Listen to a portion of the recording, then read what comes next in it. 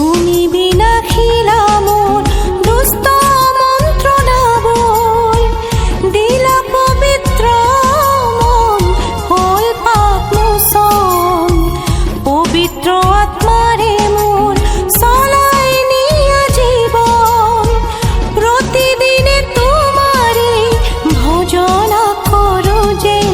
Jesus তুমি বাটৰ সাৰথি হোৱা, সত্য পথেৰে মোকো যেন চলোৱা। যিছু তুমি বাটৰ সাৰথি হোৱা, সত্য পথেৰে মোকো যেন চলোৱা। পৰম ঈশ্বৰৰ সৰ্বশ্ৰেষ্ঠ নামত আপোনাক অভিনন্দন জনালোঁ।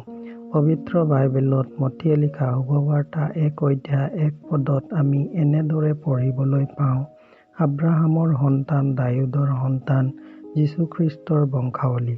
প্ৰভু যীশুৰ বৰ্ণনা কৰাৰ পূৰ্বেই মথিয়ে যীশুখ্ৰীষ্টৰ সম্বন্ধ আব্ৰাহামৰ লগত বৰ্ণনা কৰিছে। এই সম্বন্ধ বিশ্বাসৰ আধাৰিত যিটো অনুগ্ৰহৰ ৰীতি আছে, এইটো কেৱল আব্ৰাহামৰ বাবে নহয়, কিন্তু সেইজনৰ বাবে যিজন আব্ৰাহামৰ সমান বিশ্বাসী হয়। এই হেতুকে আব্ৰাহামক সেই সকলো বিশ্বাসীৰ পিতৃ বুলি বোলা হয়।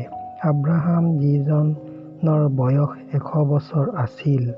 আব্ৰাহাম আৰু ছাৰাৰ সেই সময়ত যথেষ্ট বৃদ্ধা বয়সে ভাটি দিছিল আৰু ছাৰাৰ পক্ষে সন্তান লাভৰ বয়সো নাছিল। এই সকলো অৱস্থা জানিও আব্ৰাহাম নিৰ্বলী নহৈ ঈশ্বৰৰ প্ৰতিজ্ঞাক সন্দেহ নকৰিলে, কিন্তু বিশ্বাসত দৃঢ় হৈ ঈশ্বৰৰ মহিমা কৰিলে আৰু নিশ্চয় জানিলে যে ঈশ্বৰে যি প্ৰতিজ্ঞা কৰিছিল সেই প্ৰতিজ্ঞা পূৰ কৰিবলৈ সামৰ্থ্য আছিল। এই হেতুকে আব্ৰাহামক ধাৰ্মিক বুলি গণিত কৰা হ'ল। এই বাক্য কেৱল তেওঁৰ ধাৰ্মিকতা আৰু বিশ্বাসৰ বাবে নহয়, কিন্তু সেইজনৰ বাবে যিজনে বিশ্বাস কৰে যে আমাৰ প্ৰভু যীশুক আমাৰ উদ্ধাৰৰ বাবে শত্ৰুৰ হাতত শোধাই দিয়া হ'ল। তেওঁ আমাক ধাৰ্মিক গণিত কৰিবৰ বাবে মৃতবিলাকৰ মাজৰ পৰা পুনৰ জীৱিত হ'ল।